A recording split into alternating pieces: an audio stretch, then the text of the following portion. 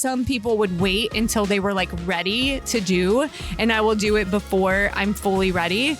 Like build the parachute as you're jumping out of the plane. But to me, like that's how you learn. You don't learn from like thinking too much about it or like being over prepared. You learn by doing the thing, because you will never figure out the things that you don't know until you actually start doing them.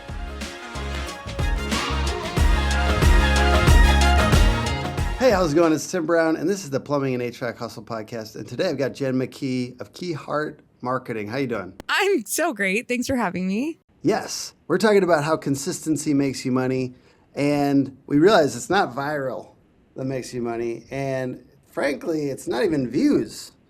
You can get hundreds of thousands of views and still not make money, but what it is showing up consistently, and so that blends our topic into personal growth and business growth. So we're going to be talking about those things today, not just social media. I've already had Jen on talking about social media and marketing. We're going to kind of ramp it up. What have you been doing for personal and business growth lately, Jen?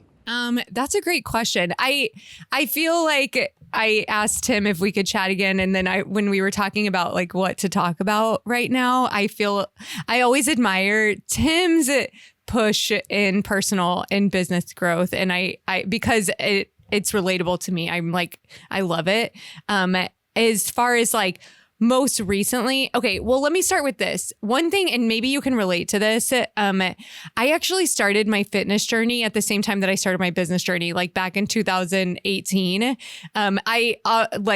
I always had it in my mind of like, what am I going to do? Like, I want to start a business. What's it going to be? But they really started together. And it was that first. So what happened was I found this gym and I ended up completing this 6-week challenge. It was like this thing. And at the time I had a 1-year-old baby.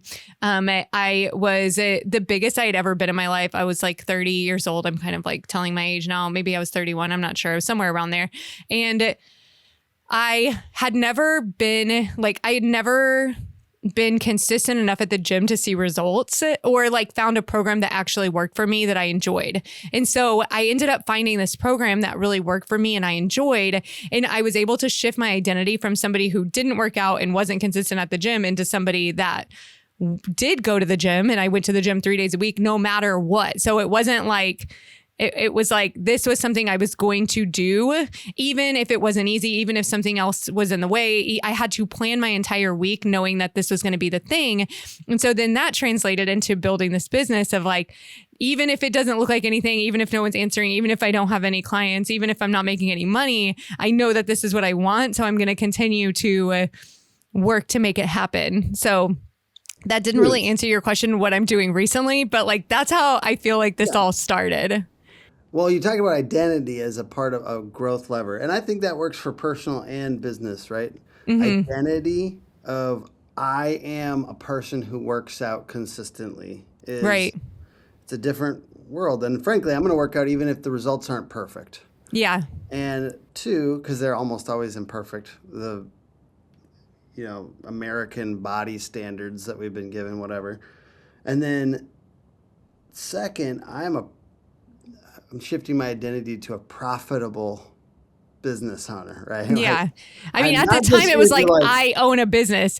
It reminds me a lot.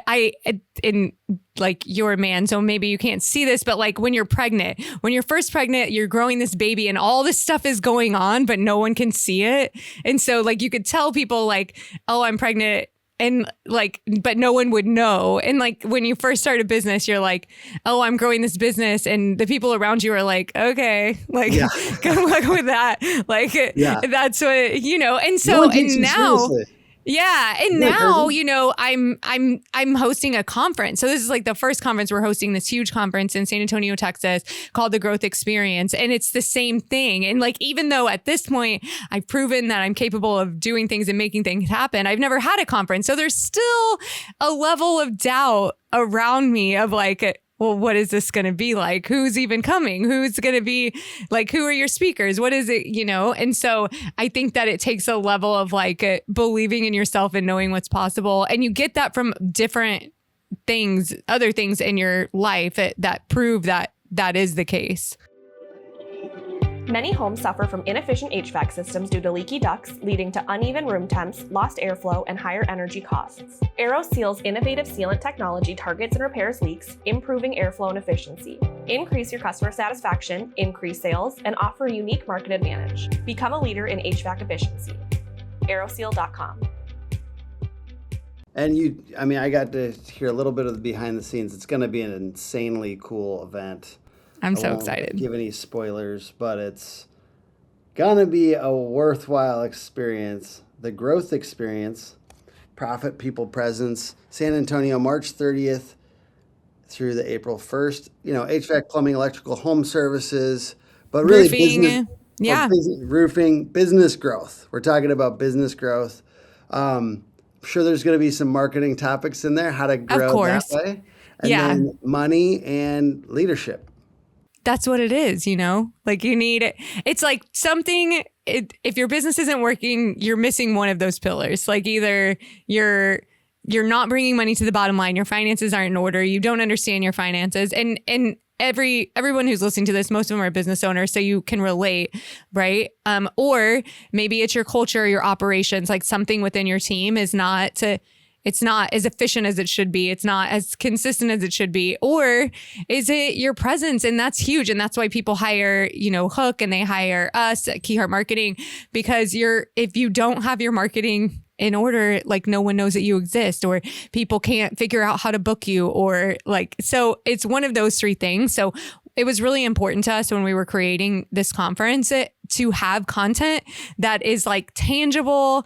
I can take things that I'm learning here, I can implement them tomorrow. Our keynote speaker, I was telling Tim actually knows who our keynote speaker is, which I haven't announced yet. So be sure that you're like following me on social or the Growth Experience so that you find out, because I don't even want to say their gender, but our keynote speaker is going to be incredible. I think most people listening are going to be familiar with who they are. Yeah. And it's like the topic is so tangible with literal takeaways that you can implement the next day.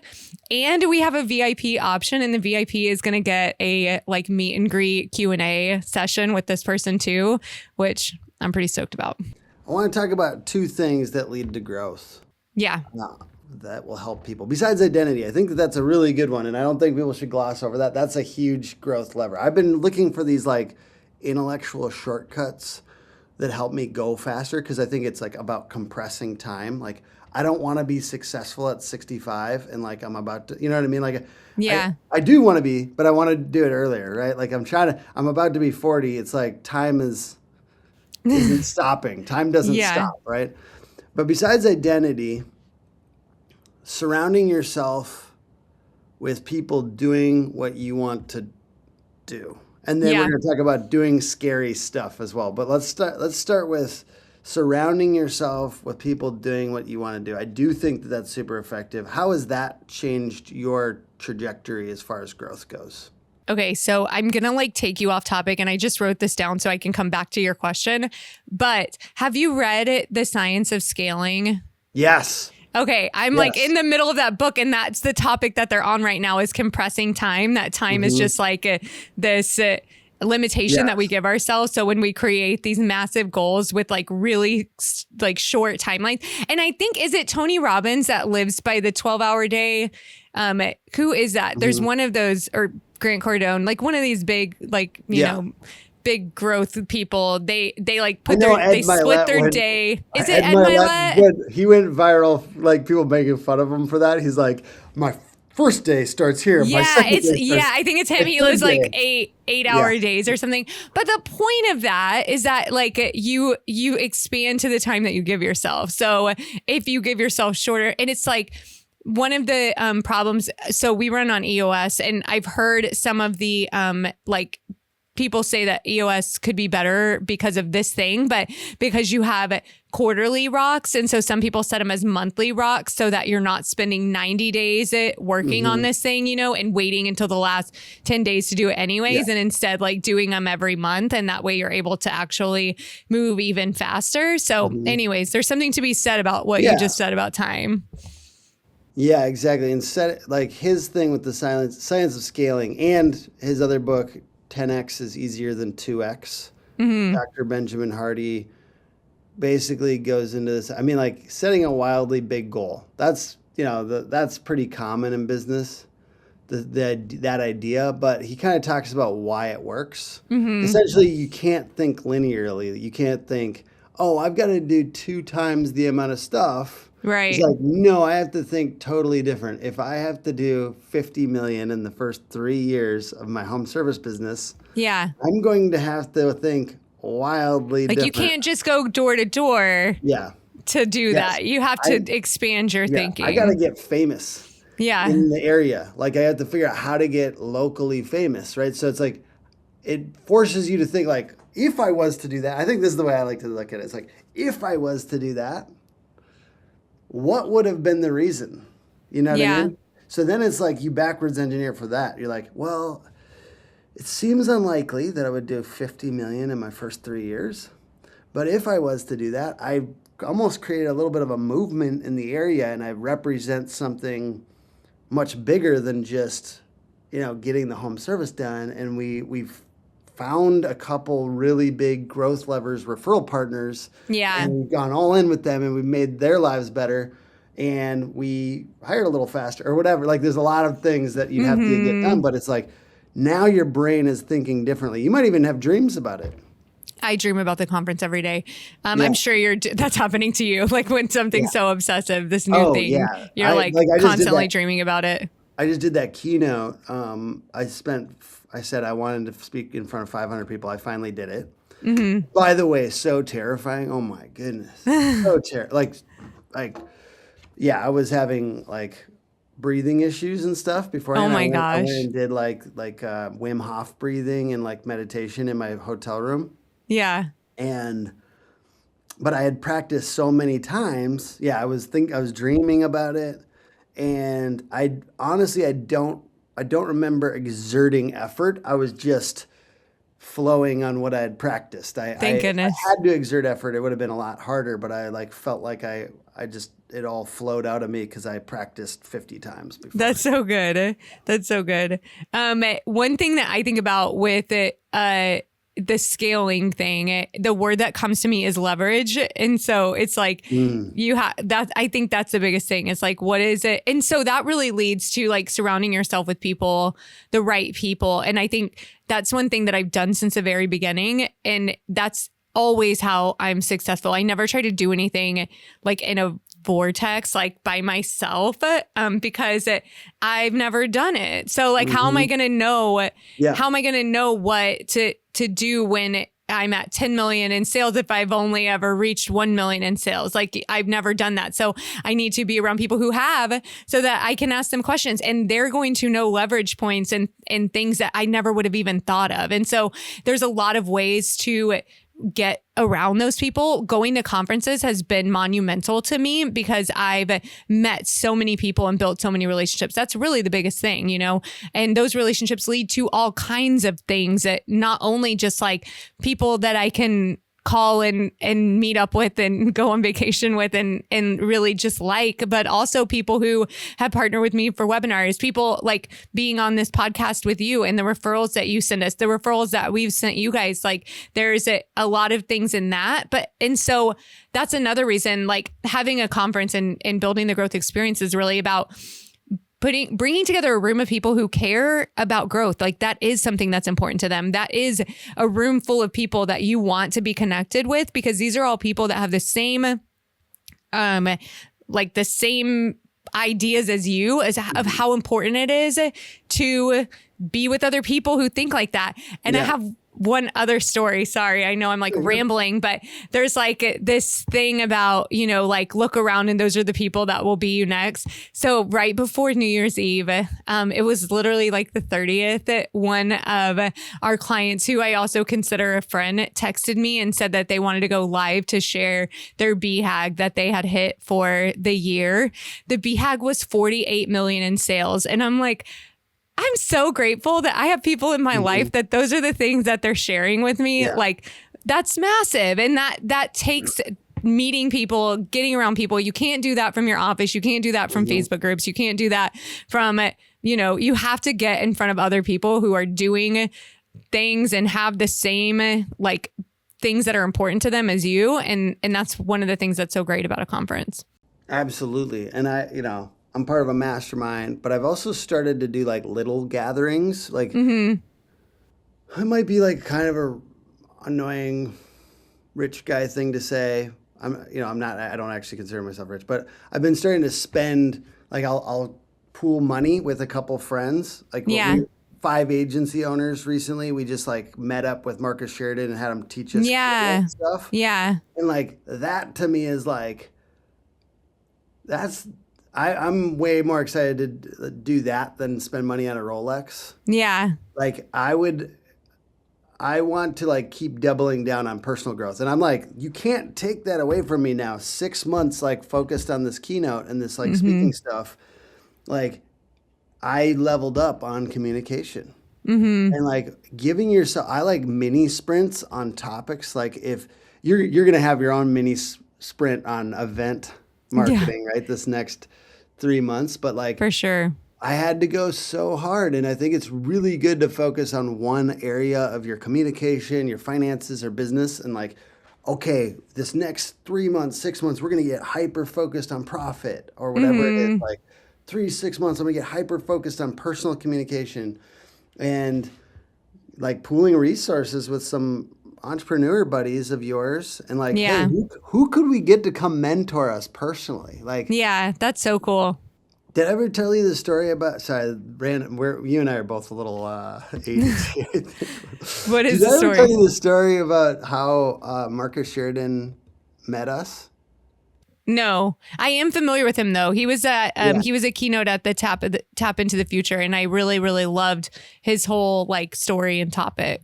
So I've made my entire team read his book before, like 4 years ago. Which one? Endless Customers, or there's another one? They Ask, You Answer.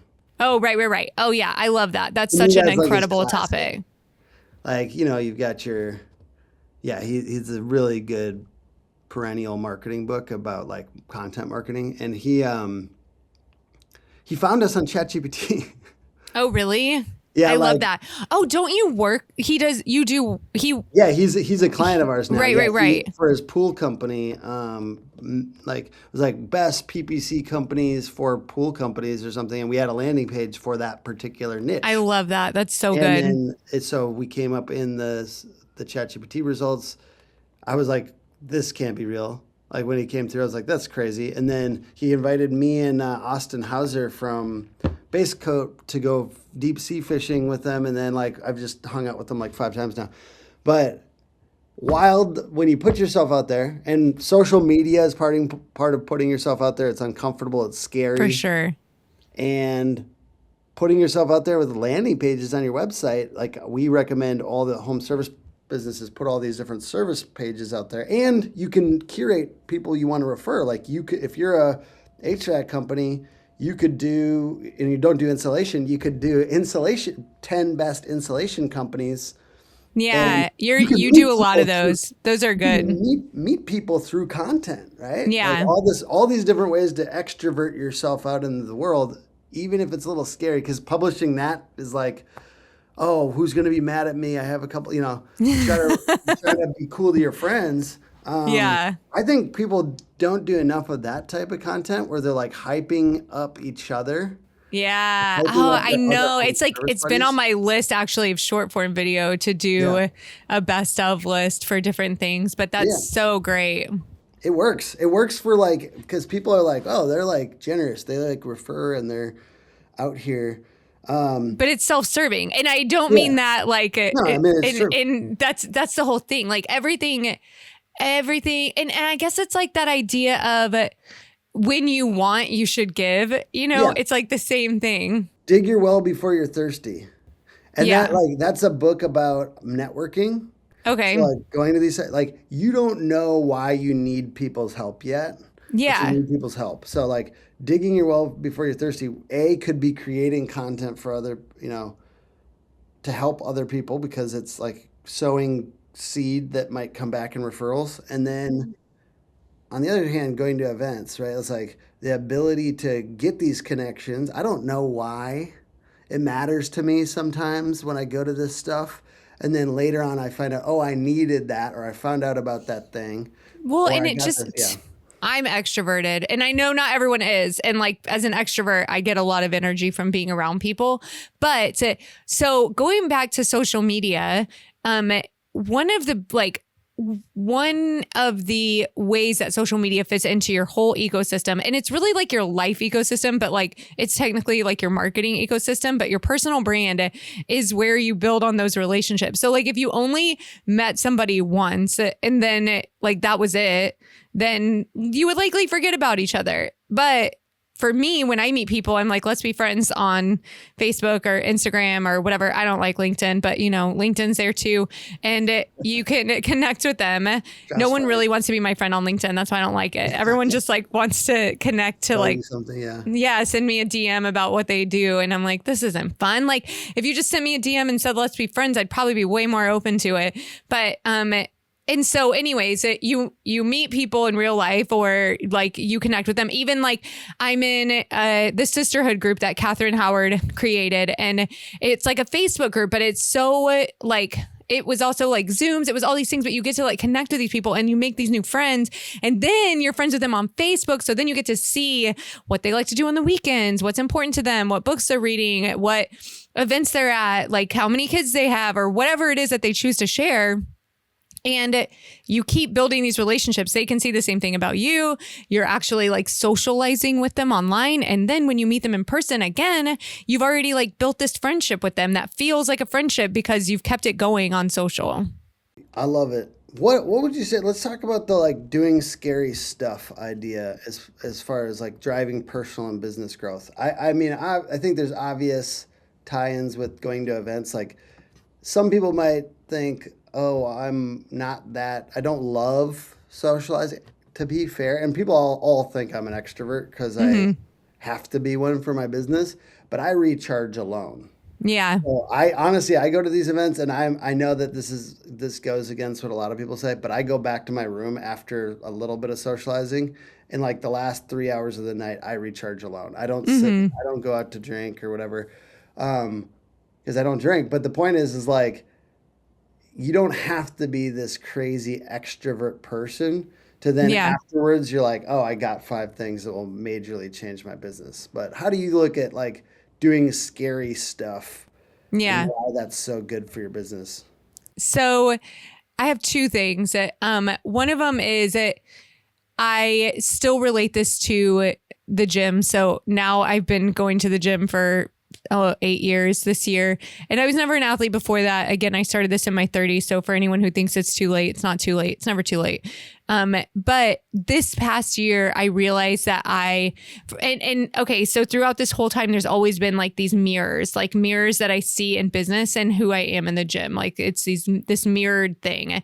So this past year, I realized I had been not pushing myself as much as I could. I got really comfortable. Like the first part of it was, like proving to myself that this was my identity, that I wasn't going to go back on it. I did a lot of work in nutrition. I was like the strongest version of myself, but then I wasn't actually improving in anything else. Like I do CrossFit. There's a whole lot of different things that we do. We do gymnastics, we do cardio, we do, Olympic weightlifting, and I was just like fine staying where I was at rather than pushing myself further than I could. And so I decided to start pushing myself. One of them was like, I'm going to figure out how to do a pull up. And another one was a lot of like handstand work. So like wall walks and handstand push-ups where you're upside down on your hands.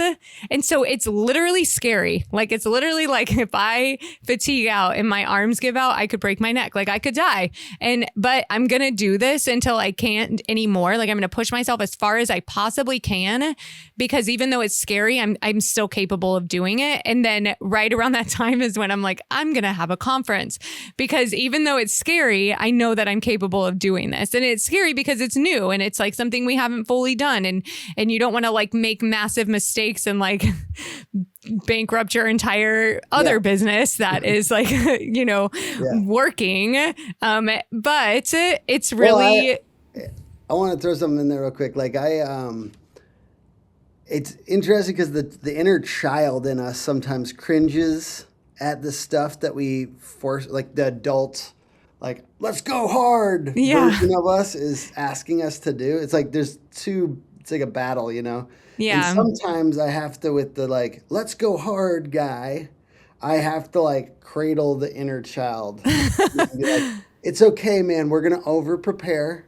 Yeah. No matter what, I love you. We're okay. You know what I mean? Like, I think that there's something there where it's like making sure that, yes, stay uncomfortable, but also take care of yourself on the way. You know what I mean? And that's where like surround yourself with the right people. Like I'm not doing this completely blind. I'm working with people who have put on conferences for the last 4 years, like have done 16 of them. So we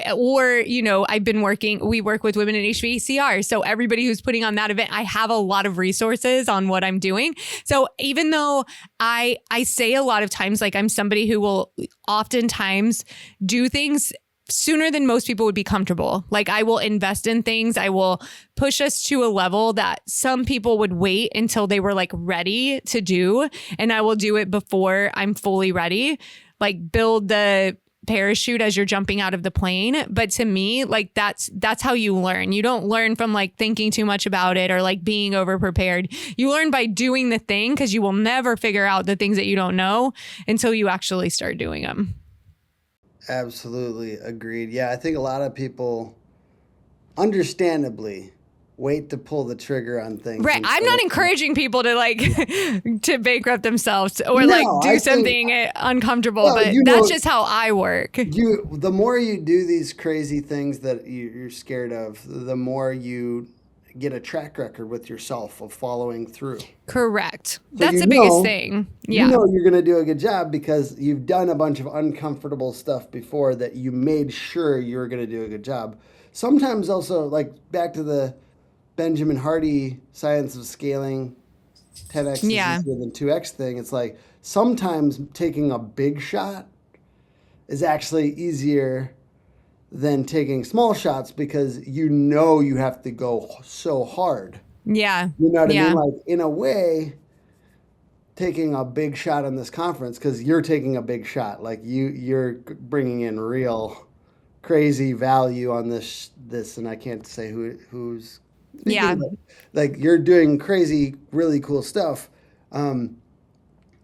It's almost, in a way, it could seem easier because you have to do it well. Versus like sometimes when we take small shots, we're like, oh, it's a 20-person, 30-person event. Like, we can get by, whatever is good. This, you're going to have hundreds of people probably, like, and you have to like take care of them and make it really good because I'm guessing it's not a free event. No. And we are capped at about 70 people. So it's an intimate event. Really? This is an intimate event. Why didn't you do it at Hook Agency, Jen? We can do 70-person events at Hook Agency. I'm so excited about where it's at. It's at this hotel called the Thompson Hotel in San Antonio. It's right on the Riverwalk. It's like an artsy hotel. It's only got 167 rooms. So we're basically going to like take over this place. Get a ticket now, folks. Like literally that. It's an actual, like, it should be sold out before you even announce, I think. I think in the keynote too, You have no problem selling those tickets. Yeah, maybe by the time this episode is released, you can come to my page and see who the keynote is. But it's going to be awesome. So like I said, profits, people, and presence. And presence is the marketing part. So we specialize in social media. We're going to be talking about that, about presence. Another thing that's important to me is having real stories from real contractors. So I know that's something that people say, like, we're just always hearing from people who haven't actually done it. And so we're going to have some panels of people sharing their stories about things that how they've actually gotten these things done, which I think is going to be incredible as well. So it's all around. It's going to be next level, taking you to that next level. Does it have a web page, or where should they check it's the growth-experience.com. Say it one more time. thegrowth-experience.com.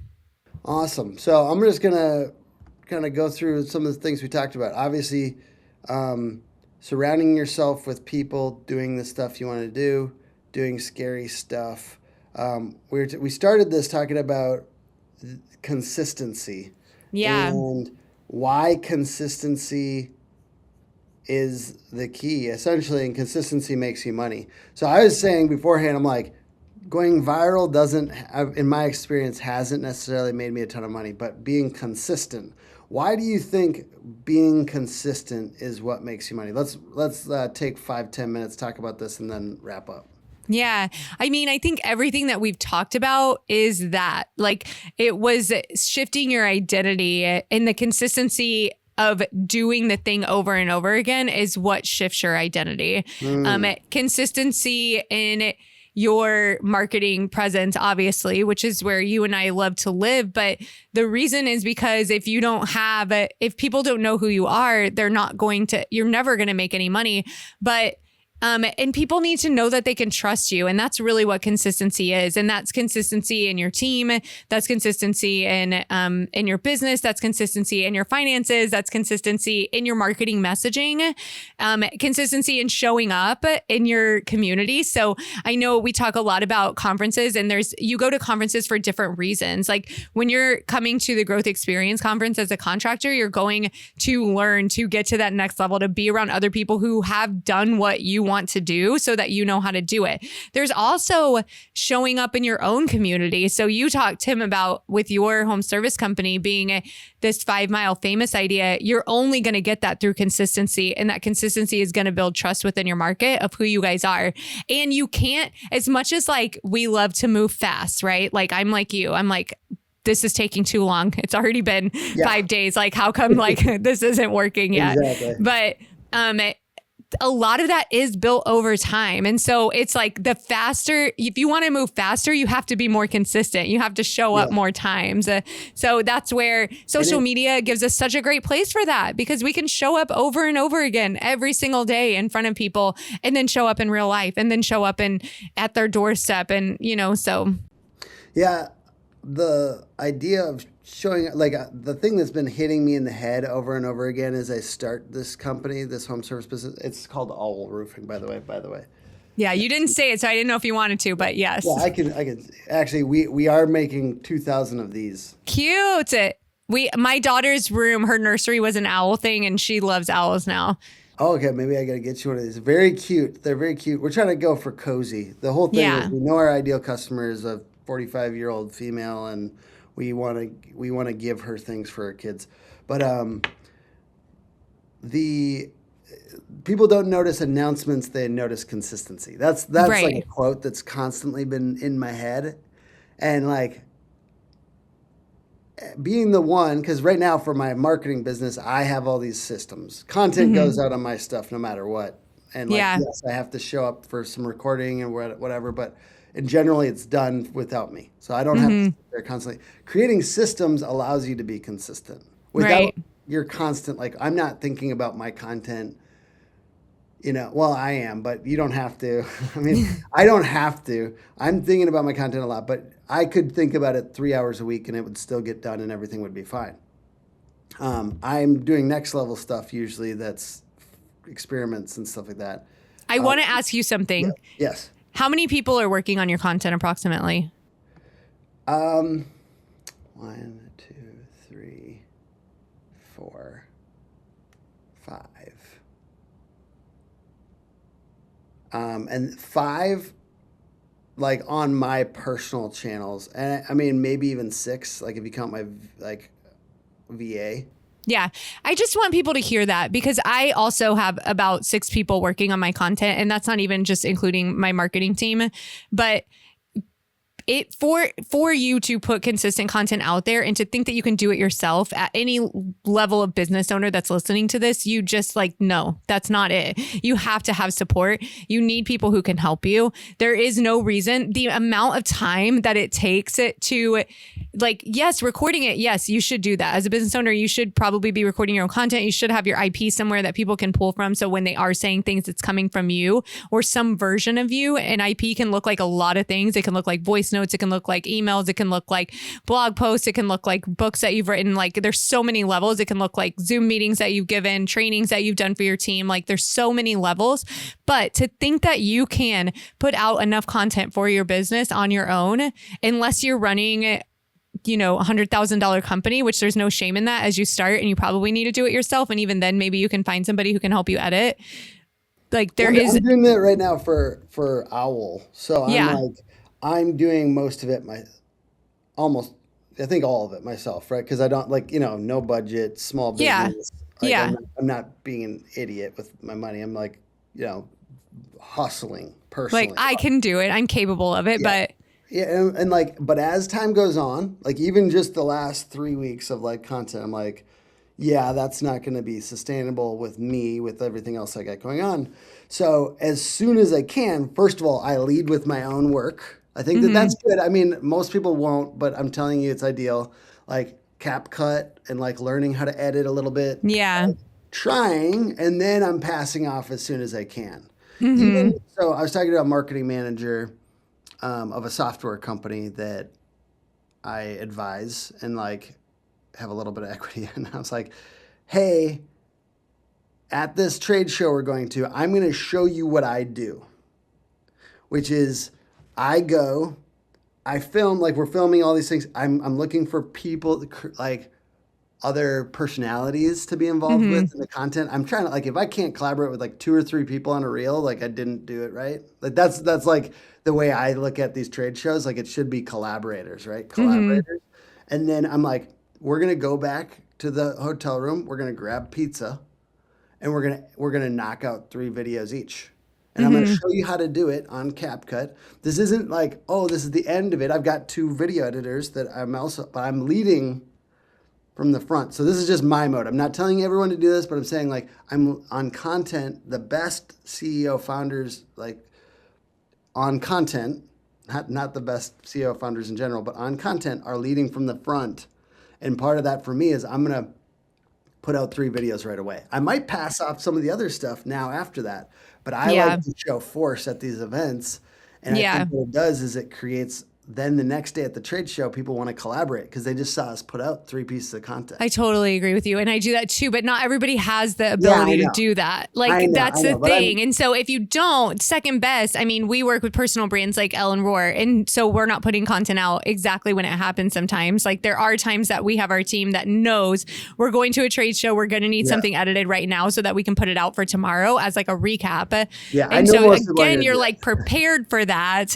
But yeah, when I'm somewhere on my own, it is definitely easier for me to just post it and edit it. I think that the reason, oh man, I know I'm preaching and it's not sustainable, but the reason I'm showing that guy how to do that, he's a marketer, he's in-house, he's well paid. Those are all important things, right? He's in-house. This is his business. He should be going hard on it. And I think, I don't know. I guess the real takeaway there for me is just going hard personally and then getting the systems in place. For sure. Going hard personally, then getting the systems in place because it's not sustainable if you don't. You can't just hand everything off from the beginning. Absolutely. Ideally, you do lead because then people can see what you're trying to do. If you just did 3 reels and you're super involved with them, even if you're micromanaging a little bit at the beginning, and then. All right, now run it. Run the play. Yeah, for sure. There's an ability of creating some. This is what I want it to be on my personal stuff or my business stuff, and then now copy it. Yeah, I agree. Ideas. Those are my take. I'm sorry for taking over that piece. No, I think that was good. I agree with you. I do the same thing, but I also just wanted to point out that in order to put out the amount of content, because I actually specifically noticed when you were at RoofCon that you still had episodes dropping, which I wouldn't expect anything less, but that is it because there are other people doing it. And so when we talk about consistency and wanting to go hard, it's either your time or your money. And a lot of owners don't have the time, and that's okay. You don't, but you can't just ignore it. You still have to get that content out there somehow. And so when I first started, I was editing all my own videos. I still edit some of my videos just because I'm behind on recording them for myself. And so I'll just record it, edit it all at the same time. Yeah. That's definitely not ideal, but I also have Key Heart marketing content is covered, and the podcast content is covered, and the conference content is covered. So it's really just my own personal brand that I still work on, but I have systems for that. I have content put out. I I have a Google sheet that has like all of my IP in it. So it makes it really easy. You know, letting people help you. You know, like, and getting stuff organized in such a way that people can help you. Part of the reason I like having a schedule on content is because then 5 people can coordinate. Yeah. You know, it's hard to let people coordinate with you if you don't have like a general schedule for like, Yeah. oh, we do this on Tuesdays, we do this on Wednesdays, we do this on Fridays. Those are our big pillar YouTube days. Yeah. And then everything else kind of trickles down from that. But everyone knows what the big stuff is so they can do the small stuff afterwards. Yeah. And so people can't, you know, you might not have a 5-person team, but if you have a 1 or 2-person team, having a schedule is part of that consistency so people can help. And people, I think, get discouraged, and even like they get discouraged on their marketing people. Like I've helped train in a marketing manager at a place, and they get discouraged because they don't know when the person is going to be available for content. Like, and getting that schedule in place, like we record every Tuesday or whatever it happens to be, is will allow you to not be as tired, so you don't have to be the only one. Yeah. No, that's a really good point. Having a schedule for content for sure. I like talking about consistency because I think you're right, Jen. I think that is the key to like money-making content activities. Yeah. And a lot of stuff, right? Like consistency on gym and all that stuff. So I appreciate these 3 main points that we talked about today. Getting around people that have already done it, doing stuff that's scary, and consistency. So For sure. I think those are all big keys to growth. Yeah, definitely. And the key to growth is actually the name of my podcast, but the growth experience is the conference. So I think you're right. I mean, all of those things are how you succeed in relationships and life and business and all of the things that you're trying to do. Content, marketing. One more time, if you don't mind, before we wrap up, could you say where people could go grab tickets to this? Yeah, so it is it is at thegrowth-experience.com. And then we're also on the social channels, but I feel like our handles are not all that because that is obviously not the most unique name out there. But of course, if you find me, Jen McKee, on Facebook, you'll definitely find more information about the conference. And then you can also just send me an email, Jen at Keyhart Marketing, KEEHART marketing.com. Awesome. Sounds like an insanely cool event. Get your tickets quick before they're sold out because they're going to sell out really quick. For sure. And, agreed. They are. Thank you, Jen. Thank you for hanging out, and we'll see you later. I appreciate it. Thank you.